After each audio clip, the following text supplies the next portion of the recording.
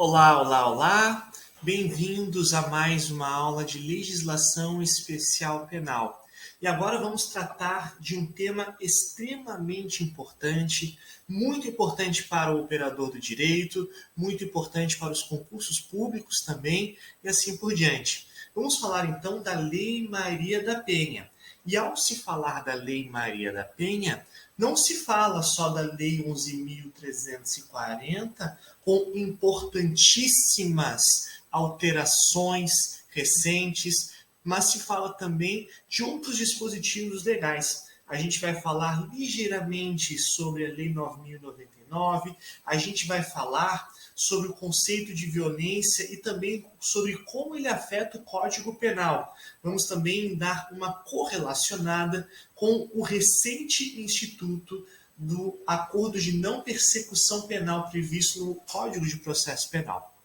Então, vamos lá. Vamos falar hoje sobre a Lei Maria da Penha, Lei 11.340 e institutos correlatos. Vamos começar falando sobre o âmbito de aplicação nos termos do artigo 5º da Lei Maria da Penha. Vamos falar sobre o que é violência. Vamos ver o que é violência doméstica, quais são as suas modalidades, nos termos do artigo 7º da lei, e vamos dar uma passada no Código Penal. Na sequência, a gente vai dar uma olhada sobre as medidas protetivas previstas nos artigos 12 e 18 da Lei Maria da Penha. Então, nós vamos falar sobre a descarcerização. O que é descarcerização e por que isso é importante quando se fala de Lei Maria da Penha? Vamos falar sobre a descarcerização, sobre os juizados especiais, não só os juizados de proteção à mulher, mas também os juizados previstos na Lei 9.099, e vamos falar também da ANPP, do Acordo de Não Persecução Penal. Então quando se fala de Lei Maria da Penha, a gente tem que ter em mente o seguinte: quando a Lei Maria da Penha foi criada, ela não foi criada para ser uma lei propriamente penal ou processual penal. Ela foi criada para ser uma lei que ia muito além disso, com institutos típicos de direito civil, a repercussão trabalhista e assim por diante.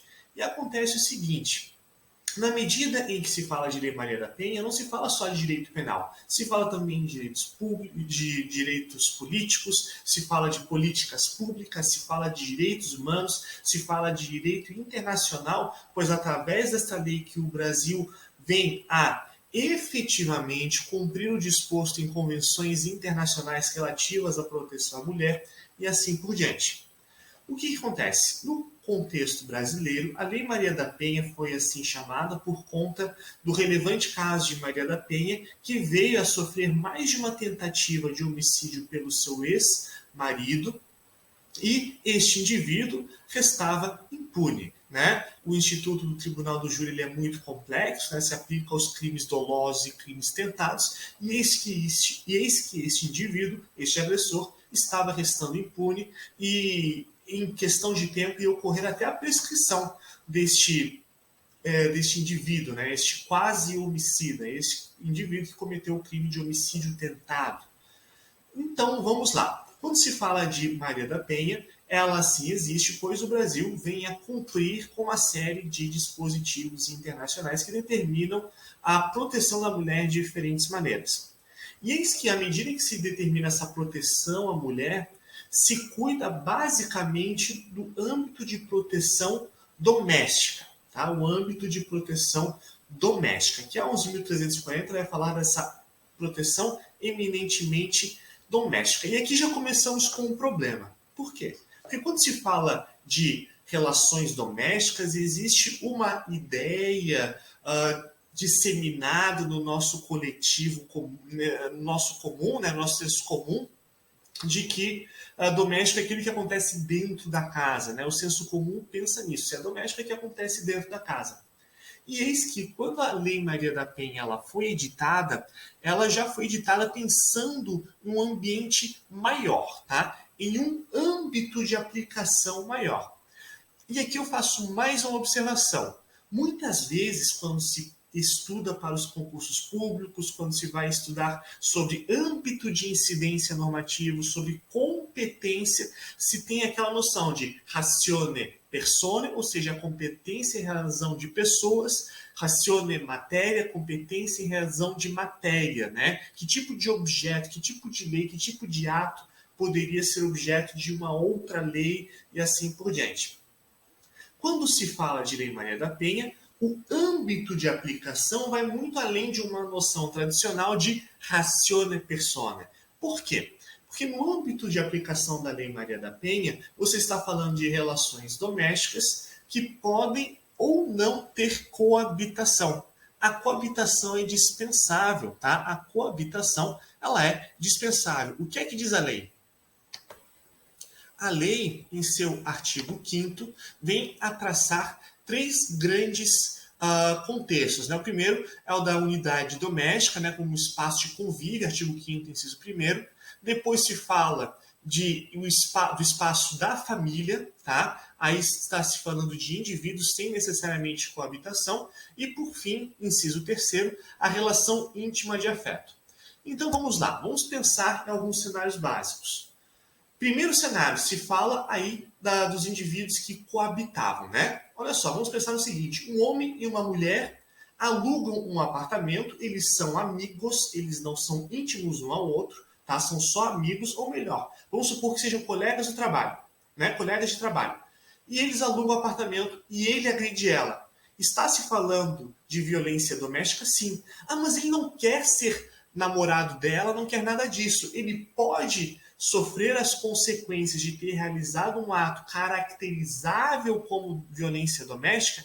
A resposta é sim. Você não precisa ter afeto. Você não precisa ter este interesse de realizar uma sociedade conjugal. Tá? Isso é dispensável. Basta a coabitação física. Um elemento aí objetivo. Ah, uma amiga emprestou a casa, um quartinho de onde morava, para que uma outra pessoa, durante alguns dias, né, se restabelecesse porque perdeu o emprego, não tinha para onde ir, os pais moram longe ou não tem mais pais, enfim, uma amiga deu esse quartinho para que a pessoa em alguns dias se restabelecesse, né, e depois se mudasse para um outro lugar. E eis que esse indivíduo passa um dia, 2, 3, fica lá uma semana, um mês, já tem que sair, mas não sai, e ele começa a ser agressivo com essa pessoa que o tinha ajudado, né? Violência doméstica, sem sombra de dúvidas.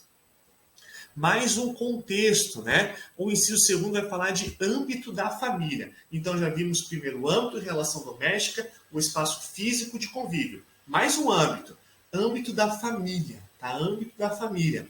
Vamos pensar o seguinte agora.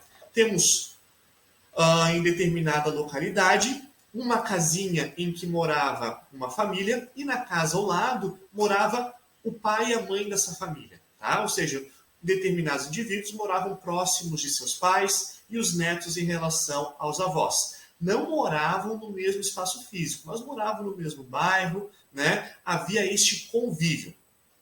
E eis que vamos supor que uma pessoa comece a maltratar a sua avó e assim por diante. Esta pessoa, ela está realizando atos de violência doméstica? A resposta é sim, nos termos do inciso 2º. Ah, mas eles não estão no mesmo espaço físico, mas é no mesmo âmbito familiar. Portanto, temos uma situação que é de violência doméstica? Sim. Mais uma situação. Inciso 3º vai falar das relações de afeto, tá? Vai falar das relações de afeto. Mesmo aquelas do passado. Olha só, vamos pensar no caso de um casal em que um dos indivíduos tenha tido dificuldade em superar a ruptura deste relacionamento e ele não tolere, né, que este relacionamento se desfez e esse indivíduo procura a sua ex-companheira, procura a sua ex-esposa, procura a sua ex-namorada, né, e vem agredi-la das mais diversas maneiras.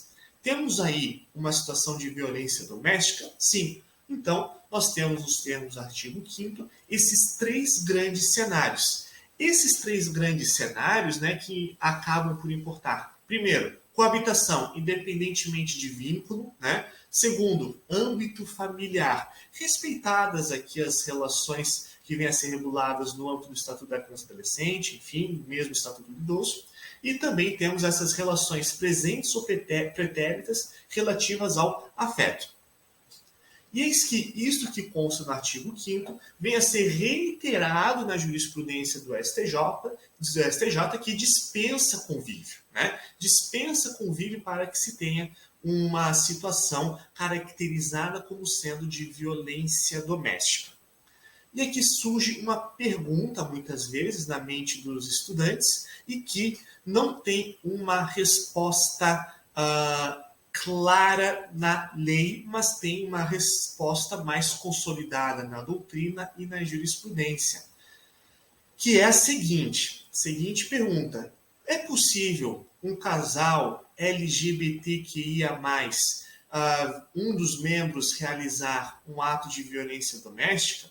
A resposta é sim, tá? Quando se fala de mulher, não se fala só no indivíduo biologicamente mulher. Não. Portanto, um casal formado por dois indivíduos trans, ou seja lá qual for a orientação deles, né, qualquer orientação que seja, é possível sim se identificar uma violência doméstica e, consequentemente, se ter a aplicação de alguns dispositivos bem importantes, especialmente medidas protetivas. É possível um homem ter para si uma medida protetiva em face de uma mulher? A resposta é sim, tá? A resposta é sim. Ok, visto este âmbito de aplicação, nós temos agora que entender o que é violência, tá? O que é violência? Será que violência é só a agressão física? E eu já respondo o seguinte: se você acha que violência é só agressão física, você está errado, porque a violência pode ser psicológica, pode se dar por via verbal, pode se dar também no âmbito das relações sexuais, no âmbito do casal e assim por diante. O conceito de violência, então, está disciplinado e encontra respaldo no artigo 7º. Artigo 7º da Lei 11.340. Nós temos a violência física, né, que é aquela que vem ofender a integridade física corporal, inciso primeiro. A violência psicológica, que tem tido um especial enfoque, né, recentemente. A violência sexual, a patrimonial e a moral. Muitas vezes surge, o que é violência patrimonial? Patrimonial é aquela em que, no âmbito de uma convivência no casal, um não respeita o patrimônio do outro, né? O casal tem 2 carros, mas o homem só quer saber de andar com o carro da esposa, né? Só anda com o carro da esposa, esvazia o tanque, não põe para revisão, e ela com isso não gosta de utilizar o carro dele, daí pega um Uber e ele acaba continuamente desrespeitando o patrimônio dela. Temos aí uma hipótese de violência patrimonial, né? Alguém que se apropria do bem da parceira e assim por diante, né? Saindo aqui da violência patrimonial, vamos falar agora não só da violência nos termos do artigo 7º, mas também vamos falar do Código Penal. Vamos falar agora em maior detalhe da violência psicológica. Por quê? Porque durante muito tempo, quando se falava em violência para fins de identificação de violência doméstica nos termos da Lei Maria da Penha, tá, se dizia o seguinte, até eu já lecionei dizendo o seguinte, que a Lei Maria da Penha não prevê crimes e que as condutas estão sempre previstas no Código Penal. Tá?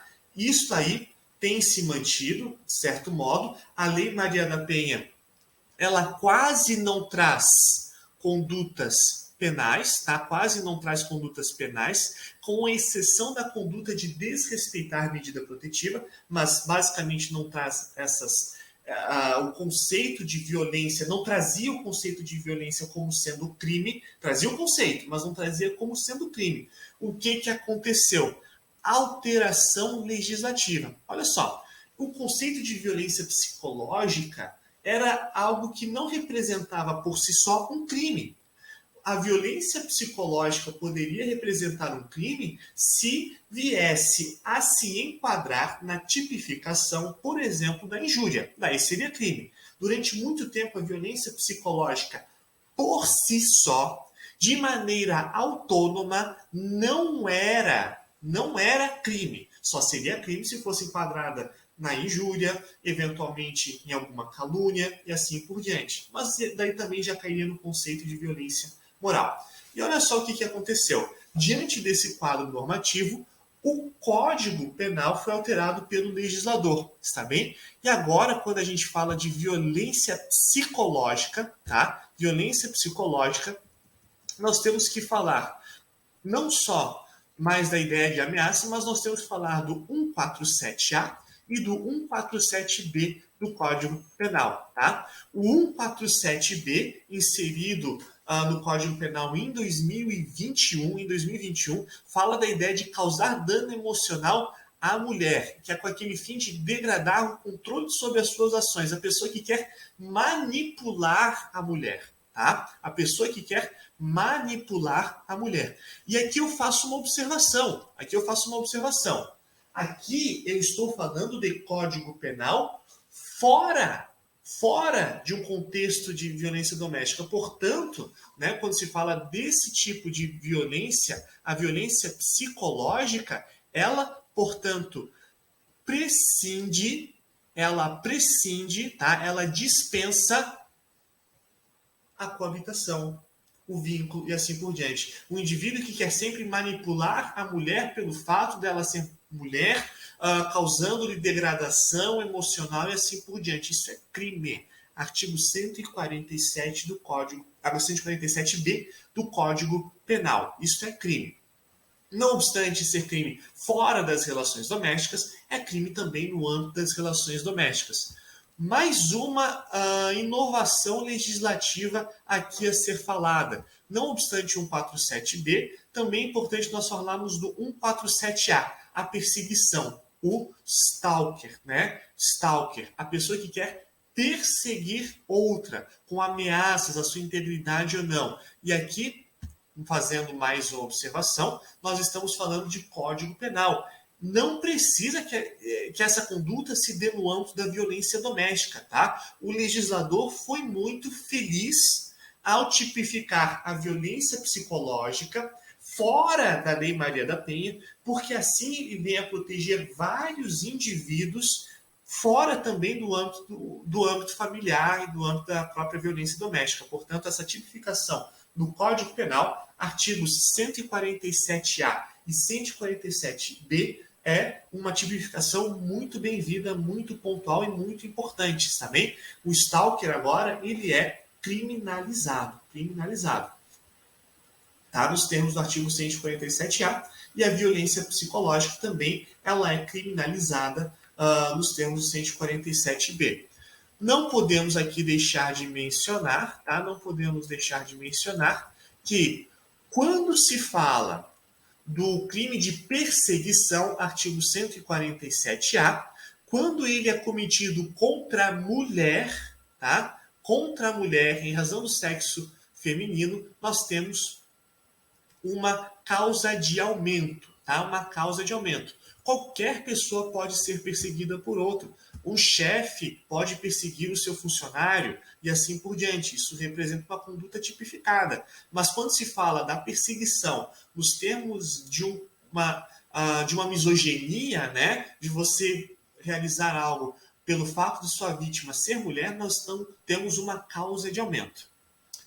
Visto então que nós temos um âmbito de aplicação da Lei Maria da Penha e nós temos um conceito de violência que pode ser tanto o da própria lei, mas que também venha a ser transposto do artigo 7º para o Código Penal, tá? Para o Código Penal, não obstante a violência ela estar prevista na Lei Maria da Penha e em algumas modalidades representar também crime, nós temos agora que ver o seguinte: qual que é o resultado prático? Qual que é o resultado prático de algo ser considerado violência doméstica ou não? Qual que é a diferença? Se, de certo modo, há condutas que são tipificadas de maneira autônoma, o que é que a Lei Maria da Penha vem a efetivamente contribuir para a sociedade civil?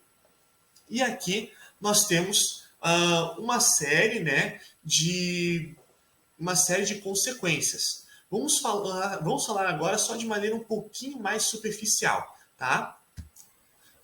E aqui, lógico, a gente pode falar de toda uma questão das mulheres terem acesso a políticas públicas, nós podemos falar também do fato da mulher poder ter seu afastamento do ambiente de trabalho, podemos falar de uma série de ações, nós podemos, por exemplo, falar dos juizados especiais de proteção à mulher, e assim por diante. Podemos também mencionar a recente lei do sinal vermelho. Olha só que interessante o que é a lei do sinal vermelho. O poder público está autorizado a estabelecer convênio com estabelecimentos comerciais para que a mulher se identifique como sendo vítima de violência doméstica e faça jus às políticas públicas, às medidas protetivas e assim por diante. Muitas pessoas não sabem, até porque é muito recente, mas uma mulher que ela é vítima de violência, ela pode muito bem fazer um X na mão, preferencialmente com a cor vermelha, né, um X com batom, e a partir do momento que ela mostra a mão com esse X em um estabelecimento conveniado com o poder público, ela faz jus às políticas públicas e ao tratamento digno que as mulheres vítimas de violência têm. Então tá. Não obstante tudo isso, aqui, sob uma perspectiva um pouco mais legalista, nós temos que falar das medidas protetivas. Elas estão previstas no artigo 12 e 18 do Código, da Lei Maria da Penha, Lei 11.340. Afastamento do lar, afastamento da vítima e assim por diante. Então, nós temos essas medidas protetivas a serem realizadas. E aqui, para fins de concurso, nós tivemos uma mudança bem importante. Tá? Para fins de concurso público, o artigo 12C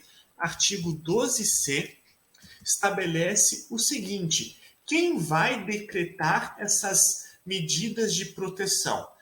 Antes, né, eu já cheguei a lecionar que era o juiz, né? Já cheguei a lecionar que era o juiz e desde sempre eu via muitas críticas, né, tendo em vista que eventual morosidade do Poder Judiciário poderia acabar acarretando em uma violência desnecessária para a mulher e assim por diante. Portanto, tinha já há algum tempo a proposta legislativa de que não fosse só o juiz que pudesse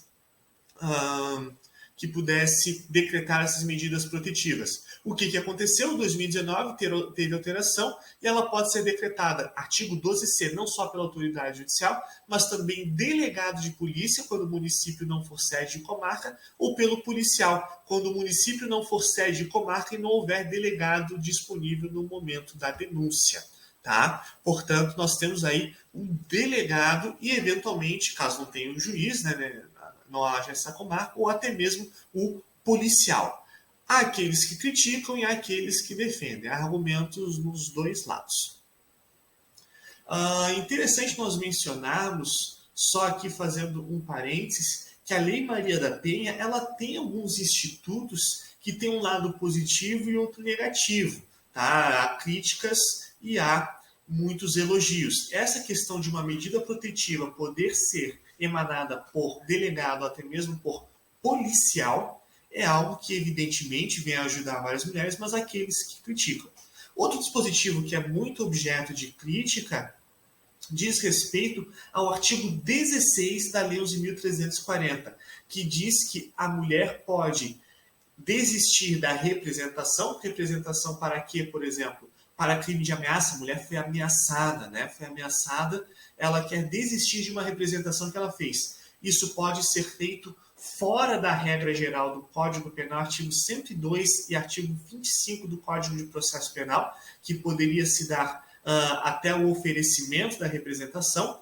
Nos termos da Lei Maria da Penha, vigora artigo 16, que vai dizer é até o recebimento da denúncia, né? A regra geral é até o oferecimento da denúncia e Maria da Penha é até o recebimento, ou seja, um pouquinho depois a mulher pode desistir da sua representação. Porém, essa desistência tem que se dar em uma audiência com o juiz, em que ele vai vislumbrar se a mulher está sendo vítima de coação ou não. Né? Um instituto bastante peculiar. E vamos agora realizar o nosso desfecho aqui dessa nossa aula, que é um pouco mais legalista, não estamos fazendo, evidentemente, uma análise muito sociológica do que é a violência contra a mulher, a violência doméstica, nem antropológica, que é um viés mais legalista. E vamos falar agora sobre descarcerização. Vamos falar então sobre descarcerização. Como assim descarcerização? Descarcerização é a ideia que surgiu principalmente nos anos 90 no Brasil, vem se estabelecido desde então e vem influenciado diversos diplomas normativos, tá? Que é a ideia de que não necessariamente prender é a melhor solução penal. Como assim? Se tem a ideia de que não necessariamente você precisa prender para punir. E de que maneira que a descarcerização se faz presente no sistema normativo? Tradicionalmente, nós tínhamos os institutos da substituição da pena, artigos 43 e 44 do Código Penal, suspensão condicional da pena, artigo 77. Depois veio a Lei dos Juizados Especiais, Lei 9.099, que veio a trazer dois institutos, artigo 76, transação penal, e artigo 89, suspensão condicional do processo. Não obstante esses diplomas, né, nós temos essa ideia de descarcerização também em outros diplomas. Por exemplo, a própria lei de drogas, que vai falar sobre uma hipótese de colaboração premiada. Nós temos a lei de proteção à testemunha. Nós temos também, recentemente, o acordo de não persecução penal, nos termos do artigo 28A do Código de Processo Penal. Então, vamos lá. O que esse monte de lei diz? Né? O que esse monte de dispositivo diz? É o Código Penal, artigo 43, 54, 77, é a Lei 9.099, artigo 76, 89, é o Código de Processo Penal, artigo 28A. O que esse monte de lei diz? Cada um desses institutos, de diferentes maneiras, surge com a ideia, tá? De que é possível deixar de se aplicar uma pena privativa de liberdade desde que o acusado realize determinadas ações. Em determinados contextos, em contextos menos graves, não deveria haver a prisão. Essa ideia ela é muito forte no nosso ordenamento, tá? Mas aqui surge o seguinte problema.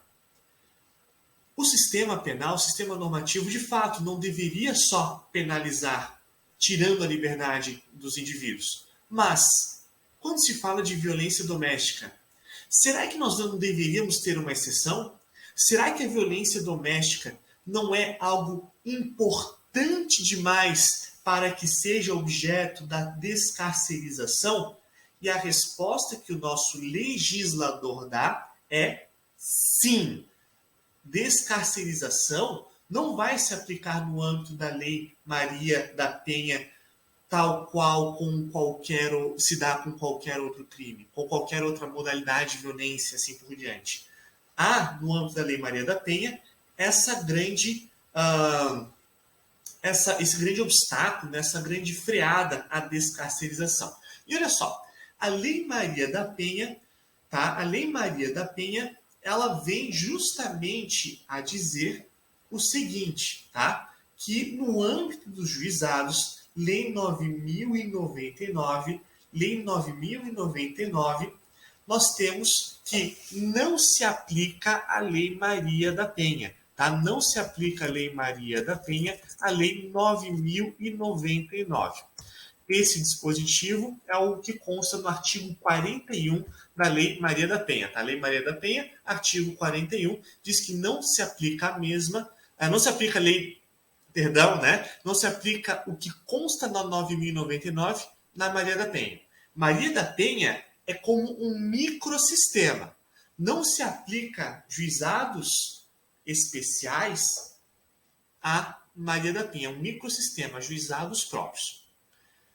Qual que é a consequência prática disso? Raciocinem comigo. Temos dois importantes institutos de descarcerização. Transação penal e suspensão condicional do processo. Onde que eles estão? Lei 9.099. Não se aplica a 9.099 a Maria da Penha. O artigo 41 da 11.340 diz isso. Consequência lógica, pegando essas duas premissas, nós temos que concluir que, já que não se aplica a 9.099 a 11.340, já que não se aplica os institutos descarcerizadores, os juizados especiais no âmbito da violência doméstica, logicamente, então, você não tem nem transação penal e nem suspensão condicional do processo para fins de Lei Maria da Penha. Lógico, consequentemente, não se aplica para os crimes cometidos com violência doméstica a suspensão condicional do processo e a transação penal. Isso é entendimento sumulado do STJ, entendimento sumulado do STJ que só reproduz a própria lógica normativa. Logicamente, esse entendimento veio a ser simulado e consta no enunciado da súmula 536 do STJ. A suspensão condicional do processo e a transação penal não se aplicam na hipótese de delitos sujeitos ao rito da Lei Maria da Penha. Tá? Não se aplica, então, suspensão condicional do processo nem transação penal no âmbito da Lei Maria da Penha. Olha só, não é só isso. A descarcerização não envolve só a Lei 9.099.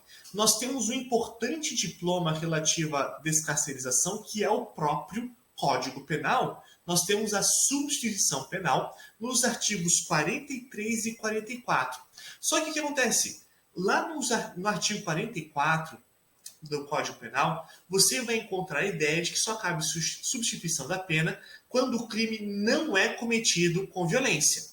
Conforme a gente viu, violência doméstica é algo que enseja a Lei Maria da Penha. Consequentemente, quando você está falando de violência, como é implícita essa ideia de violência, não cabe substituição da pena, tá? Não cabe substituição da pena, e isto vem a ser justamente sumulado, tá? Sumulado no que consta no enunciado, só deixa eu ver, que é o que consta aqui, de acordo com a minha colinha, súmula 588 do STJ. Portanto, sem substituição da pena, nos termos da súmula 588 do STJ. Daí surge a pergunta, e tem mais uma situação. E a suspensão condicional da pena, lá do artigo 77 do Código Penal? O Código Penal não fala em violência. É possível suspensão condicional da pena em crimes cometidos com violência. Mas a questão é a seguinte: caberia para Maria da Penha? Caberia para a violência doméstica?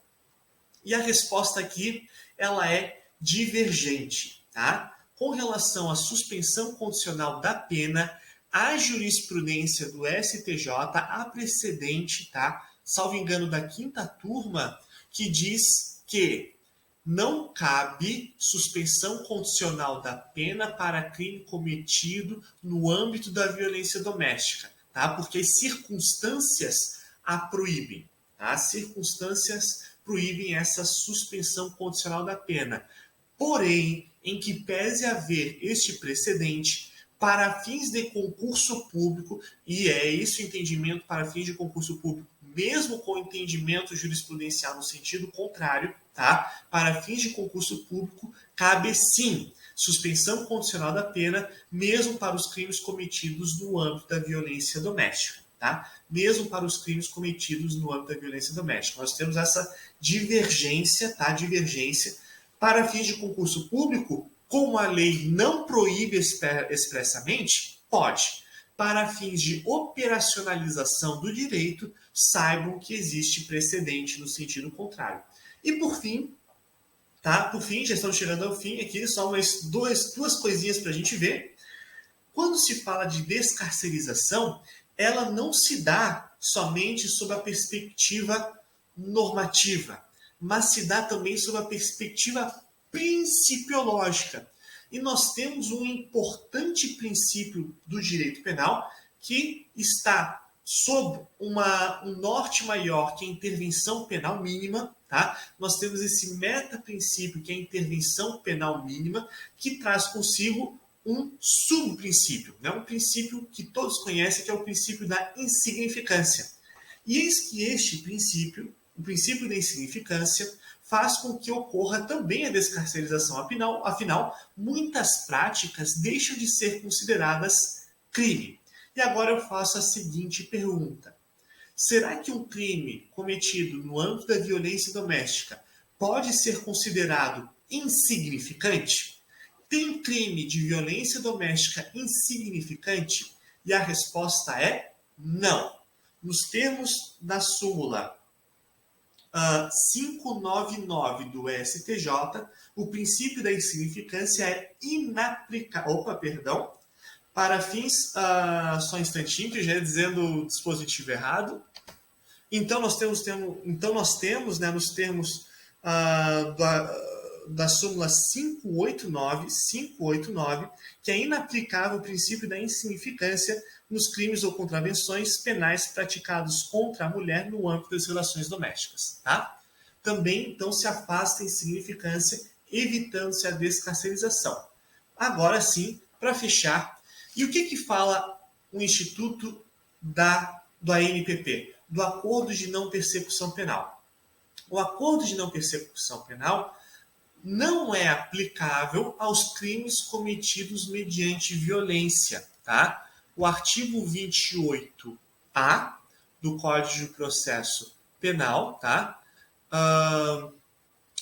Veda expressamente no parágrafo 2º a aplicação do referido instituto quando houver violência doméstica ou familiar. Tá? Mesmo se for meramente contra a mulher fora deste contexto, tá? Também se afasta o acordo de não persecução penal. Portanto, então, para este importante instituto trazido pela mega reforma penal, não há acordo de não persecução penal quando se fala de violência doméstica e contra a mulher. Então, fechando e resumindo, vimos hoje que a Lei Maria da Penha vem a disciplinar a violência doméstica. Vimos o âmbito de aplicação dos termos do artigo 5º, que envolve aquelas 3 grandes possibilidades, a coabitação, nós vimos o âmbito familiar e também de relacionamentos fora, mesmo pretéritos, né? E também vimos que no âmbito de aplicação não há necessidade que as relações sejam binárias e tradicionais, tá? Temos também que a violência encontra-se disciplinada no artigo 7º, mas tendo em vista os avanços na legislação acerca da violência psicológica, temos tipificação específica no Código Penal, nos termos do artigo 147A, que vem a tratar do stalker, da perseguição, e também do artigo 147B, que fala da categoria autônoma, que é a violência psicológica. Vimos que as medidas protetivas podem ser exaradas não só por juiz, mas em circunstâncias subsidiárias por delegado ou até mesmo por autoridade policial. E também vimos que, basicamente, não se aplica, no âmbito da violência doméstica, as medidas, os institutos de descarcerização, salvo, com ressalvas, a suspensão condicional da pena. Todas as outras não se aplicam. E também, sob a perspectiva ideológica, violência doméstica não é insignificante. Não é insignificante, e nesta linha, o recente instituto do Acordo de Não Persecução Penal é vedado no âmbito da violência doméstica. Com isso, eu encerro a presente aula e desejo bons estudos.